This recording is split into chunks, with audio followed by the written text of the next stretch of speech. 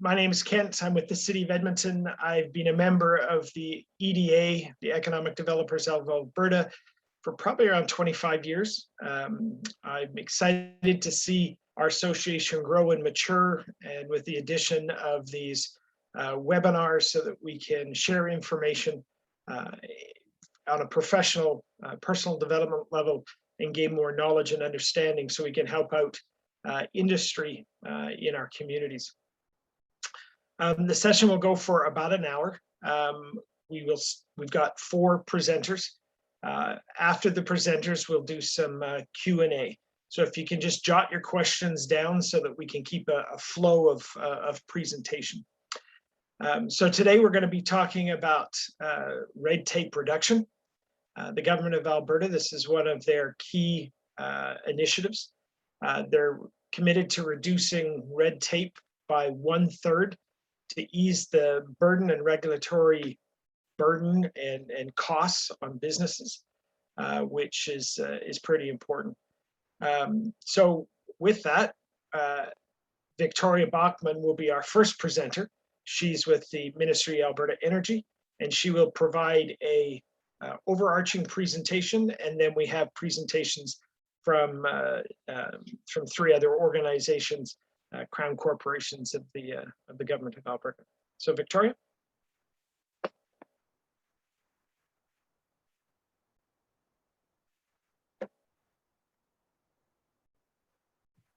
Perfect. So hopefully you guys can all see my presentation now, and Kent, maybe you can give me a big thumbs up there. Yeah, and thanks for the introduction. And so today, all of our presenters, including myself, work for the Ministry of Energy. I work for the department proper, and then we have 3 of our agencies with us today. As 3 of some of the primary organizations that work directly with industry across the province. And so our goal today is to give you a good sense of what the Ministry of Energy is doing to reduce red tape and where our red tape reduction efforts have focused as one piece of the Government of Alberta's approach to red tape reduction. And so as Kent mentioned, we have a target from government and a commitment to hit a 33% reduction by 2023 in red tape. We've done a lot of significant work so far and are excited about what's to come as well. And so I thought it would be useful and now I can't advance my slides. Let me make sure. There we go. To start by giving a sense of the different pieces of the Ministry of Energy. So we talk about 2 things: the Ministry of Energy, which includes all of these folks on the that I have listed on the screen here, as well as the Department of Energy, which is the kind of proper department piece. And each of us have a role that we play in red tape reduction, as well as in policy and policy implementation broadly. And so my role from the department as a coordinator, I thought I'd give everyone a sense of the roles and responsibilities quickly in case you're not familiar with each of these organizations. And we don't have all 6 of us on the line, but the key ones that interact with industry in Alberta. And so is a sense of who's who and what we do here. So I work for the Department of Energy.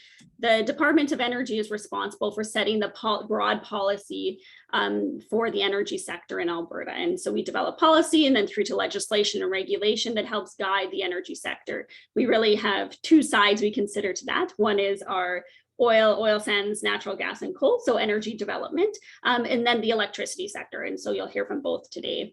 On the energy resource side of things, we have the Alberta Energy Regulator, probably one that many people are familiar with, and we'll have Matthew speak to some of his work in a bit. They regulate the full life cycle for our energy resources. So that includes oil sands, natural gas, and coal projects in the province, and are often the kind of frontline services for our energy industry. One that is not on the call today, that people probably interact with a whole lot less, is APMC.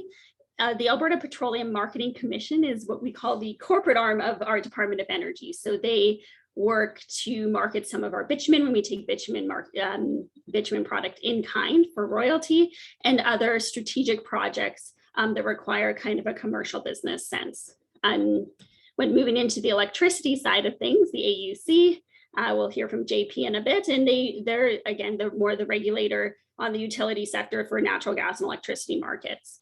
Another one who's not on our call because doesn't have a lot of direct impact or direct engagement is the MSA. So the Market Surveillance Administrator, they're responsible for monitoring the performance of our electricity and natural gas markets.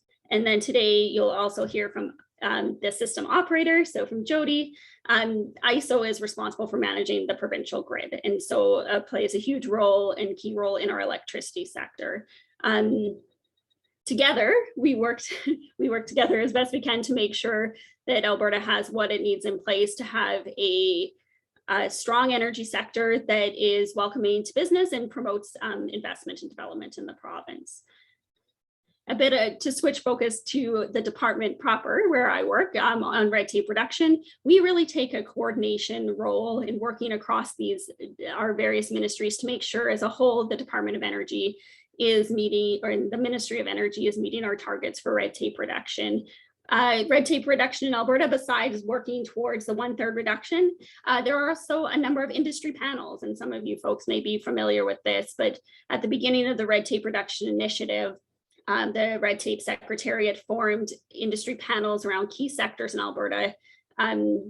We're heavily involved in those to make sure we have input directly from industry on what red tape is out there and where it really impacts industry.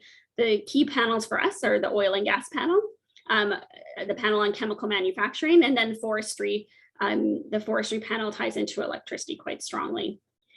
We as a department have worked hard to make sure our legislation and regulation requirements reflect our goal of red tape reduction. We regularly review our regulations to ensure that we have the clarity in our regulations and a straightforward approach that supports that. We also have been tracking very closely how much support red tape reduction has given to industry. And so we're on track, we think, to hit about $1 billion save for industry, and tracking those costs for us equally as important to the 33% reduction number. So I just wanted to take a moment to celebrate where we got to today. Since we started our red tape reduction initiative, the ministry has hit a 20% reduction. This is very on track to the Government of Alberta. As a whole, the Government of Alberta has hit about a 17% reduction. And so we're proud of all our agencies and the department together as we've been able to drive government and support the red tape reduction initiatives. Some of the key things that we've accomplished on red tape that I think have had a really positive impact for attracting industry to Alberta. We've given clear direction on the electricity market. Including reducing some barriers for retail and natural gas markets. We've created a clear royalty rate and structure for helium, which enabled a new market there. And we have other sectors that we're looking to enable in the same way, providing clarity and structure too as we go through the fall. So I think this fall will be an exciting time for industry in Alberta as we look to broaden our sector through things like hydrogen and work in minerals. So stay tuned. I think we have a lot more great initiatives coming up. So hopefully that gives everyone a good sense of who the players in the system are and what we've done to date. I'm now going to turn it over to our agencies to speak through some of their work. So first up, I'm going to introduce Matthew, a work from the Alberta Energy Regulator. And so Matthew, I will mute myself, but just say switch slide when you're ready for me to switch the slide. Perfect. Thanks, Tori. And yeah, thanks, Kent, for setting this up and for having the AER participate. You can jump into the next slide, Tori. Although you did give a bit of an overview, I'll dive a little bit deeper into kind of who the AER is and what we do. As Tori hit on, the AER is responsible for regulating the life cycle of upstream hydrocarbons in the province. So that does include oil sands, natural gas, and coal projects. As the single regulator for energy development in the province, we ensure that development is carried out in a manner that protects public safety and the environment while ensuring that the system is as efficient as possible. Some of our key decisions are regarding, energy development applications, industry compliance, enforcement and monitoring, project closure and liability, and kind of all of the other aspects of energy development that you can imagine. They really do fall under our jurisdiction. Kind of as this graphic highlights, we have a ton of infrastructure under our purview. And that results from, Canada is the world's 5th largest energy producer. And Alberta accounts for 2/3 of all Canadian energy production.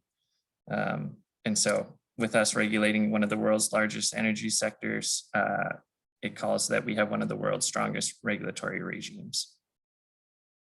Next slide, Tori.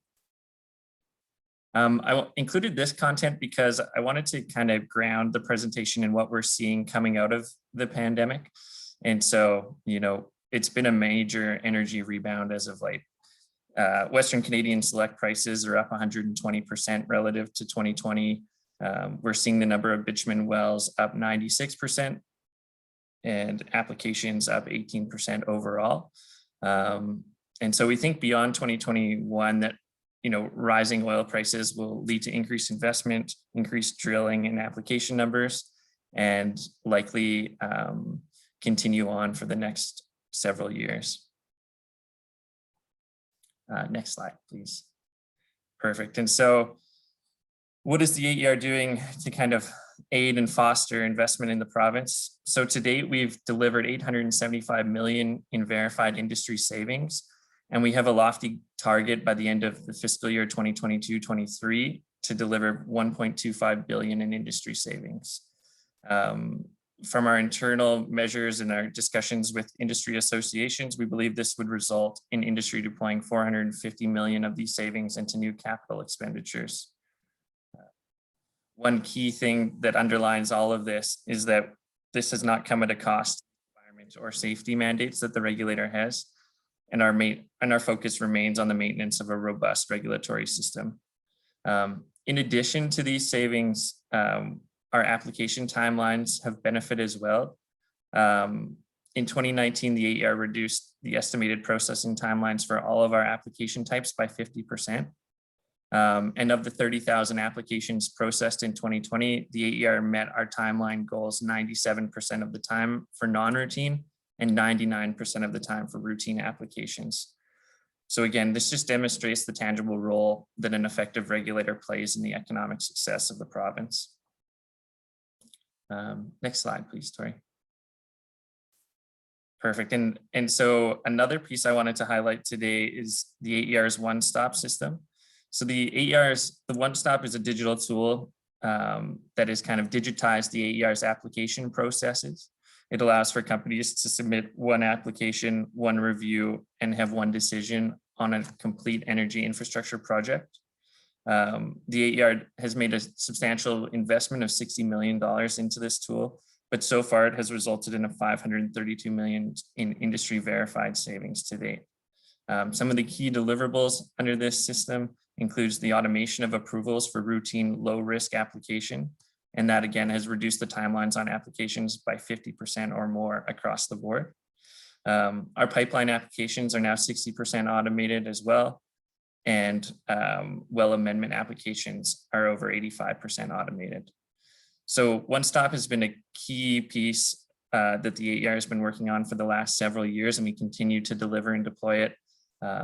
In October, we're rolling out, at the end of October here, we're rolling out a number of system improvements, increased search capabilities, alerts for industry on non-completed submissions and applications. And we'll continue just to make OneStop a more robust tool. Next slide, please, Tori.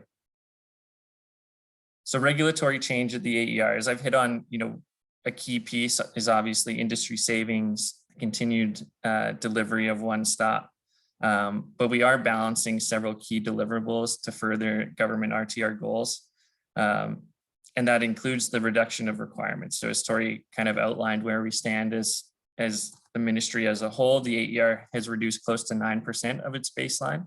And we do have several key projects underway, and we'll continue to deliver regulatory and requirement reductions and contribute to the government-wide goal of 33%. We're also balancing this with our policy assurance and support of GOA platform commitments. So the AER in this space is a key member of the integrated resource management system in Alberta. And so we work closely with Alberta Energy and Alberta Environment and Parks to deliver on key policy pieces.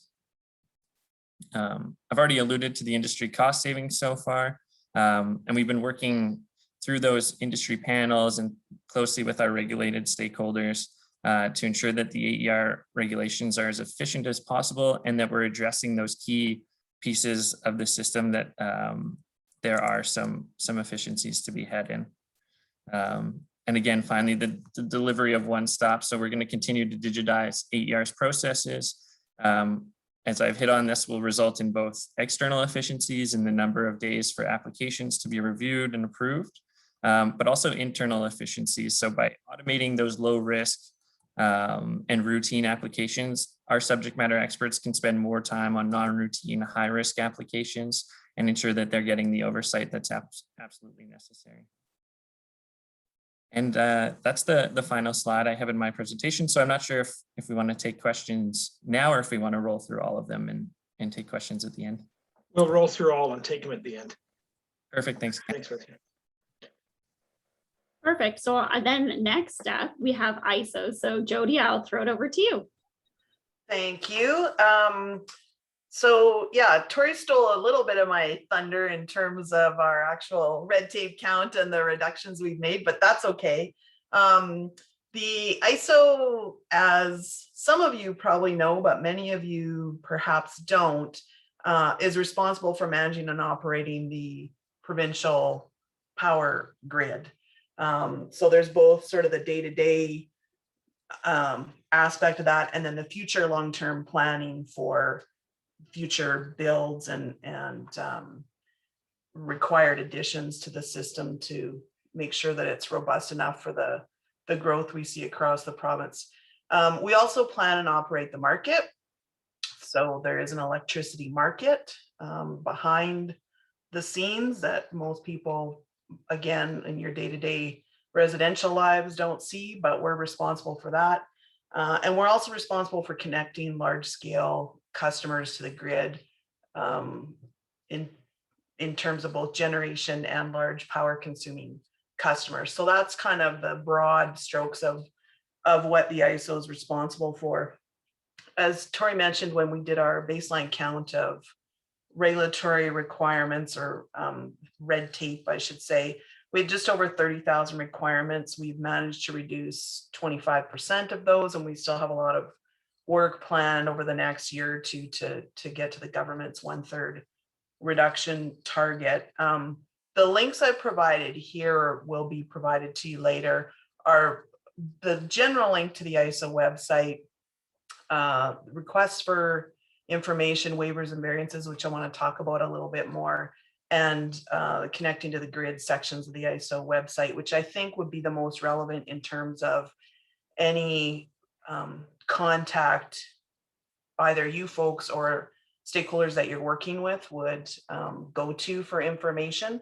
So one of the big initiatives that the AESO undertook under the red tape umbrella, if you will, is we created a process in our rules and our reliability standards to allow for waivers and variances to some of the prescriptive requirements that we have in our governing documents. So the rules and standards at a really high level, this is the technical rules specifically, and all the reliability standards, they govern the more technical and operational aspects of the physical system. And so when you, for example, if you are a party proposing to install and connect a large scale solar facility, there might be certain aspects of our technical rules that you think shouldn't be applicable. You can achieve the same reliability and safety outcomes with a different technology or with a less expensive process. And we're very open to hearing about that now. And we have the ability through this new rule and reliability standard to grant waivers and variances. And we've had a lot of success with that program and with stakeholders taking advantage of it. And it's been well received and is, in certain circumstances, obviously saving stakeholders a ton of money.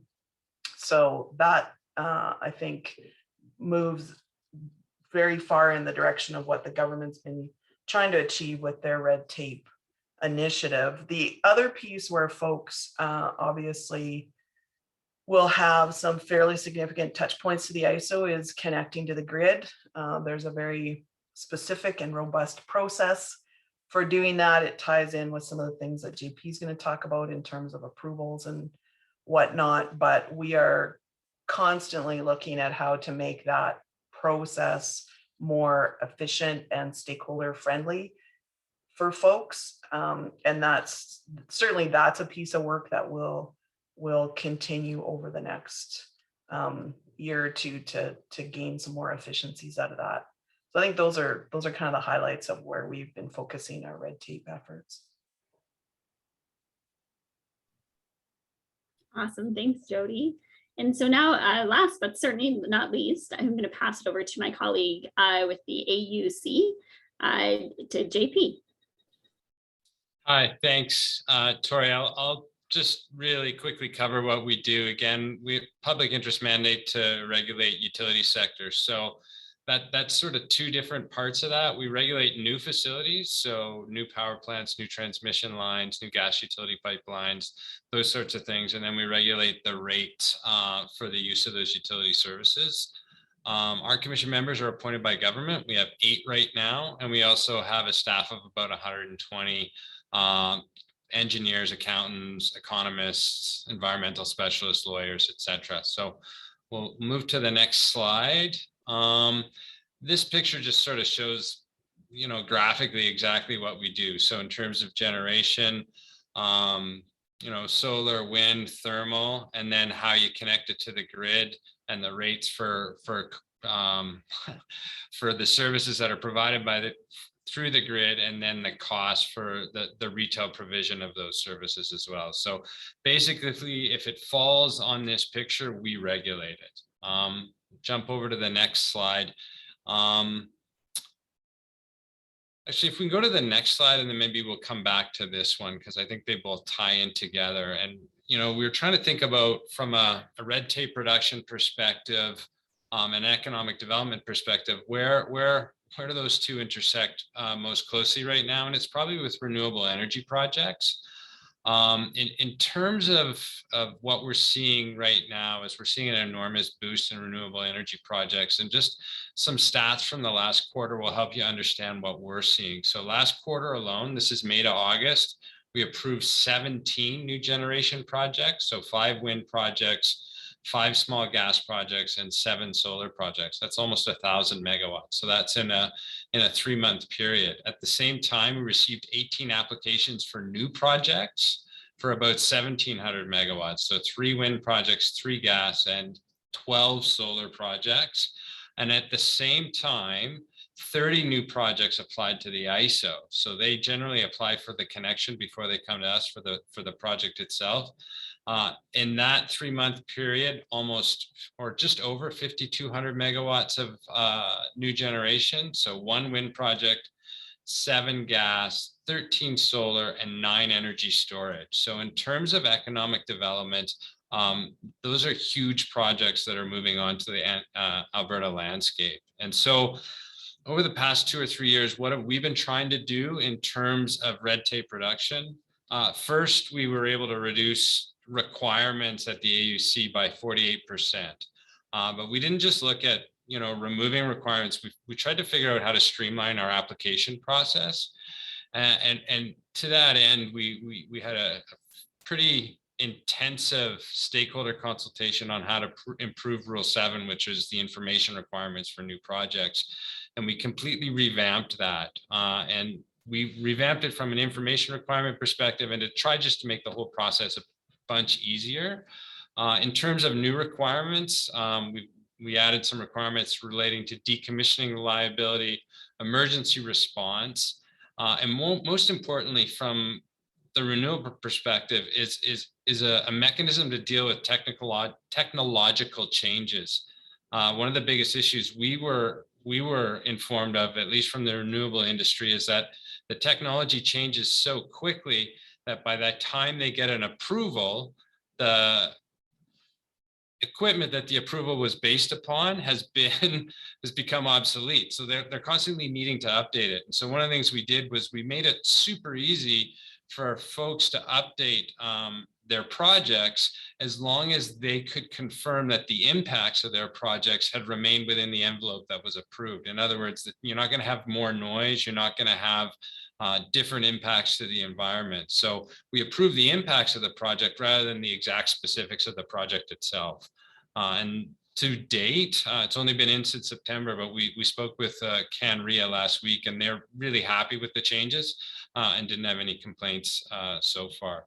The other thing we've done internally is try to change how we approach application processing. So we've revamped our processes.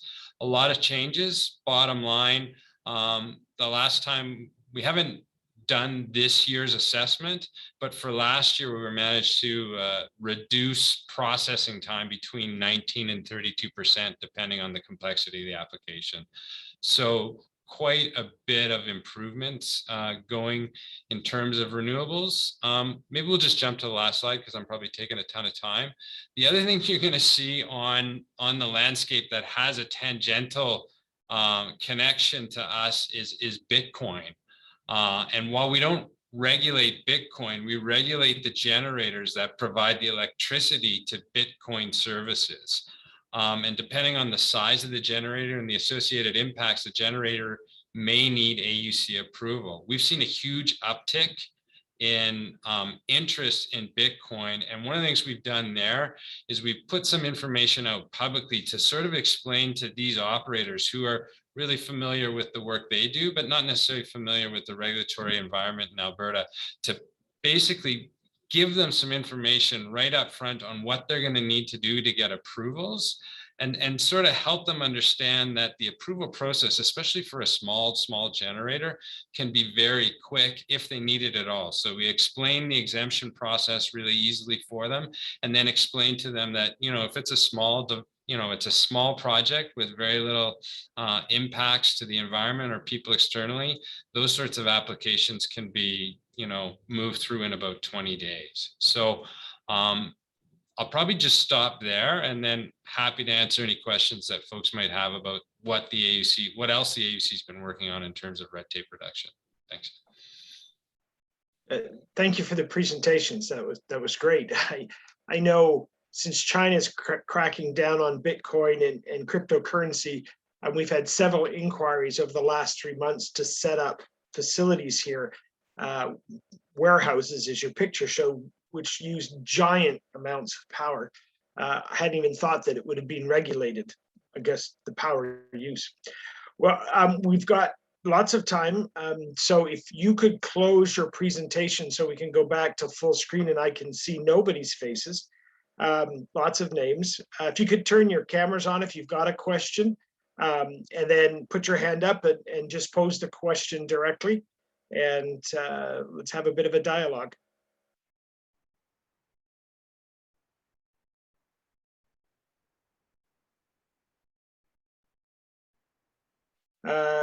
Leanne says there is a resolution submitted to rural municipalities of Alberta about raising awareness of small modular reactors.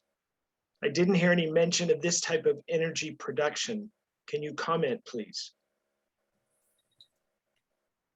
Maybe I can jump in. Oh, JP, do you want to go first? No, you can go ahead, Tori. I can jump in as well.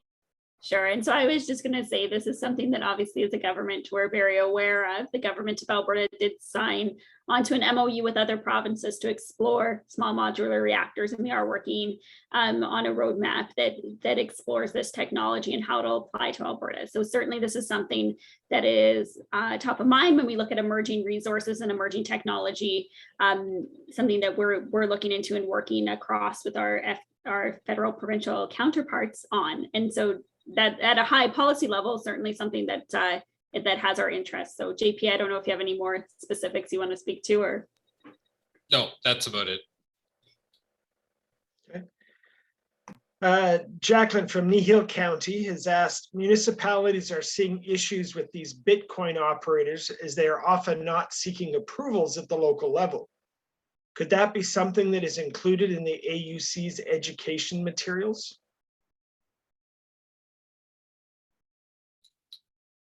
I mean, we can we can encourage Bitcoin operators to do that information, and we can maybe add something to our information to say that there, you know, there's likely other provincial and municipal requirements required.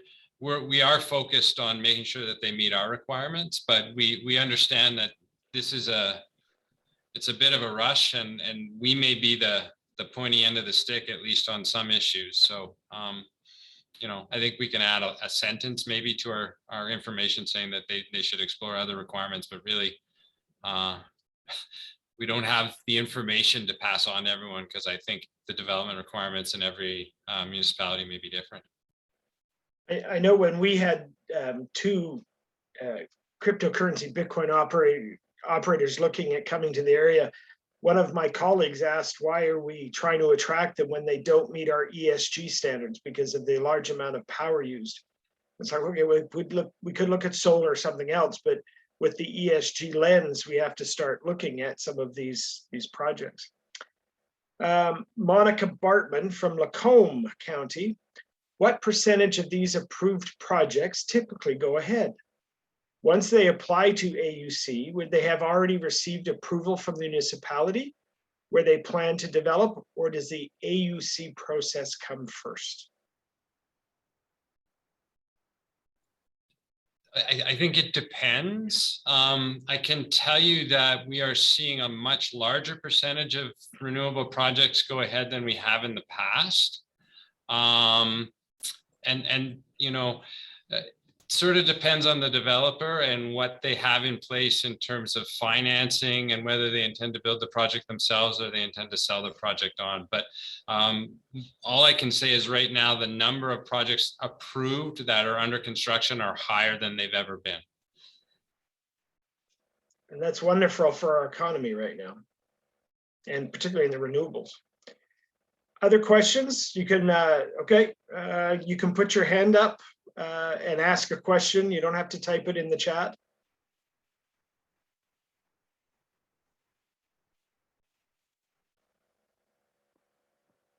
I can start calling on people. Natalie, Brad, any questions out there? Sorry, it's Leanne. I just can't find my hand icon. Just a question, and it is to do with red tape reduction, regardless of whether it's renewables or not. Just wondering, I know in municipalities, a lot of times, whether it's federally regulated or provincially regulated, municipalities are the last to know. Usually there's been notification that's gone to adjacent landowners, and they usually bring the issue to us so that we are kind of caught in the middle between it. So just wondering if the process of making sure that the municipalities will be notified, even if if there's an application, it's not been approved, but it's at least being considered for large scale energy production, whether it's renewable or non-renewable.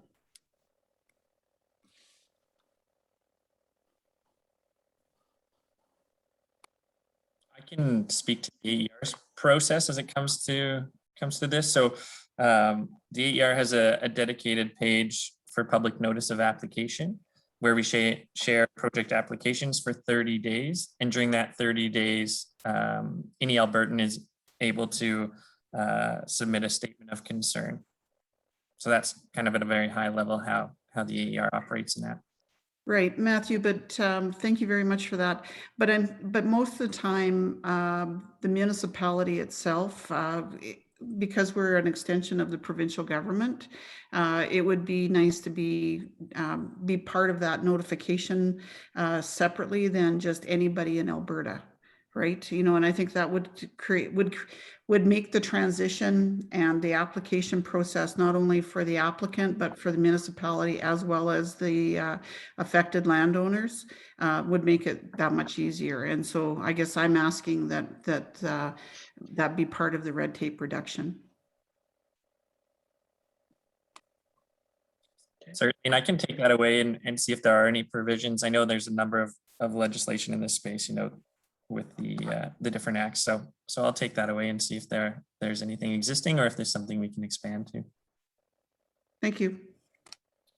And Thank you, from the Jan. AUC's perspective, I can tell you that it's a requirement that prospective developers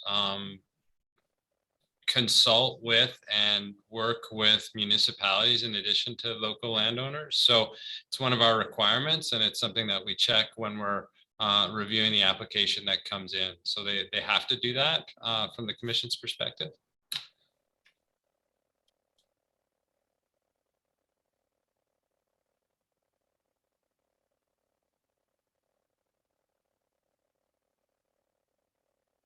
Other questions?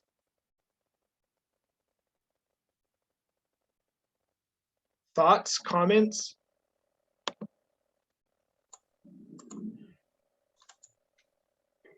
Hi, Ken. Yeah, I'll jump in. Thanks, Linda. Thank you to all our presenters and everything. This is just this great information. I'm down here in Southern Alberta, so of course we've got lots of solar and wind development. And in just talking with some of our economic development professionals, some of the companies that are looking at investing and creating jobs in our region are sometimes have voiced their frustration at times. And I'm going to quote what they're saying. So this is, but the perceived lack of connection between the department and the agencies, and that, you know, this is the process you're about to begin, and you're going to need to connect with this organization to do this and this organization to do that. So how do you, as the ministry and the agencies, connect, and there's a flow of information to ultimately work with the potential investor?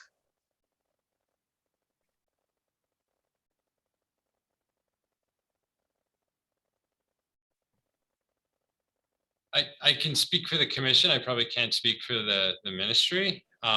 Maybe Tori can speak to that. From our perspective, there's our approvals, and then there's a requirement that Alberta Environment Parks become involved. They provide something called God, I'm going to forget the name of it, but essentially they review the project from an environmental perspective, and they provide a report to us sort of ranking the risk associated with it. We have had concerns expressed in the past about a disconnect between those two processes. I can tell you over the past couple of years, we've been working really closely with AEP to try and make those processes align better. And I do know that AEP just recently released, or they're about to release, a document that explains their risk ranking, so that when developers get a renewable energy report with a risk ranking that's moderate, or high, they can understand exactly what areas drove that ranking, and then they can take steps to address it, which I think is going to be a huge improvement for developers in understanding what they need to do in order to get their projects to meet Alberta's environmental requirements for these sorts of projects. So other than that, there isn't a ton of other interconnection other than with the AESO and their connection process, but I think it's a fairly separate process and well understood, and a lot of it is dependent upon getting through our process first. Okay, thank you. Yeah, and just to jump in, I think it's important that our red tape reduction initiatives, though certainly the 1/3 reduction number is the one that's talked about the most. A lot of what we've aimed to do is to provide clarity and to clarify processes and to make sure people are aware of the existing processes that may be and how those connections work together. And so I think JP's is a great example. You only have energy here today, and perhaps there's future sessions with Environment and Parks to talk about their work, but know that behind the scenes, we're working together to make sure our reduction initiatives work hand in hand through the different departments of government and across our agencies. Okay, I've got a question. I mean, we've got BC who's pretty aggressive beside us, Saskatchewan. I mean, how does Alberta compare as far as timelines to get our projects approved? Has there been any cross-jurisdictional analysis to see how we're doing compared to them? And is that being included in the 20% reduction that you've achieved so far? Maybe I can speak at a high level, and then I'm going to throw it to Matthew, at least to speak to the energy side. And so, yeah, absolutely. We look across jurisdictions and see it's a challenging thing to do because we have very different regulatory approaches. Obviously, we have a very diverse energy sector, especially when it comes to different types of oil and gas production compared to places like Saskatchewan and British Columbia. But we certainly look at their approval and timelines, and our goal is certainly to be competitive with other jurisdictions. And we've done well on that. I think we did a lot of initial benchmarking work at the beginning of this, and still continue to track that as we go forward, and now that we've hit 20% and how those timelines have changed. And I think Matthew spoke a lot to that in his presentation from the AER and how much they've reduced timelines using OneStop. And so maybe I'll turn it over to Matthew to speak to some of the work they've done too, because I think it's a great example. Yeah, definitely. So we have tried to carry out some jurisdictional comparisons on timelines. And this has been at the request, obviously, of decision makers in government. And so we did conduct that review, but it was challenging because there's limited public facing data on timelines from other jurisdictions. The AER itself is very transparent. We have a Tableau report on our website that gets updated monthly on how quickly we're processing applications, if we're meeting our targets, those sorts of things. And then the requirements in each jurisdiction is different, right? So we have a 30-day public notice of application requirement. We have the ACO who handle the duty to consult on behalf of the Crown. And those things don't exist in other jurisdictions, especially if you start comparing internationally, somewhere like a jurisdiction like Texas, for example, right? But what we have found is that we are extremely competitive, especially with the rollout of OneStop, where low risk applications can be turned around in a matter of hours. And so we continue to strive to do that. And as I said, we are hitting our targets on routine applications over 98% of the time, and non-routine applications around 97% of the time. And another key kind of piece in the application timeline is when statements of concern are submitted on applications. We have a robust system of means to resolve those. So through alternative dispute resolution, through facilitated conversation between stakeholders and applicants. I think we only had four applications go to hearing last year. So that really speaks to of 30,000 applications to only have 4 go to a hearing, speaks to how robust our processes are and how operators are doing a great job of upfront engagement with Albertans. So would you say then, because of the reductions you've achieved so far, 20% in the processes you've improved to reduce cost and the regulatory burden, our competitive advantage is enhanced more so than it was? Definitely. I think our efforts in RTR, our efforts in cost savings for industry, and again, the rollout of OneStop are all key contributors to attracting investment to Alberta. Thank you. I think I can speak to that a bit firsthand. I lead red tape reduction. The other half of my portfolio in energy is actually on petrochemical development. And certainly, as I think many of you guys know, petrochemicals has been a huge focus through our natural gas vision and strategy. And I'm talking to proponents, both local proponents as well as international proponents on a regular basis on different projects that might come forward under the Alberta Petrochemical Incentive Program. And certainly we're seeing a really strong interest in investing in Alberta and having the clarity and a clear sense of the regulatory system, as well as then obviously the support from some financial mechanisms, has created a lot of interest. And we've seen that with some pretty major announcements in that sector in the recent months.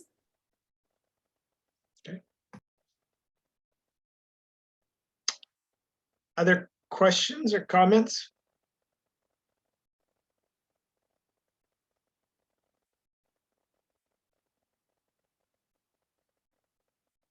I can be uncomfortable and just be quiet. Let you stew for a minute. All right. If there's no other questions, we should pose one to Jodi just because she hasn't, no one's asked her a question. So Jodi, what's the purpose of life? See if you can answer that in 30 seconds. Thanks everybody for participating. Particularly a thanks to Selena McLean Moore and Linda Erickson. who have organized 3 seminars on red tape reduction for webinars for Economic Developers Alberta. So thank you for your time and effort to helping share the message of what the achievements have been. So thanks everyone. 2 things, note, November 10th is our next webinar, Rural Roots. Say that a couple times fast. And then on November 17th, there's a youth jobs program. So please sign up, pass the word. Thank you everyone for participating.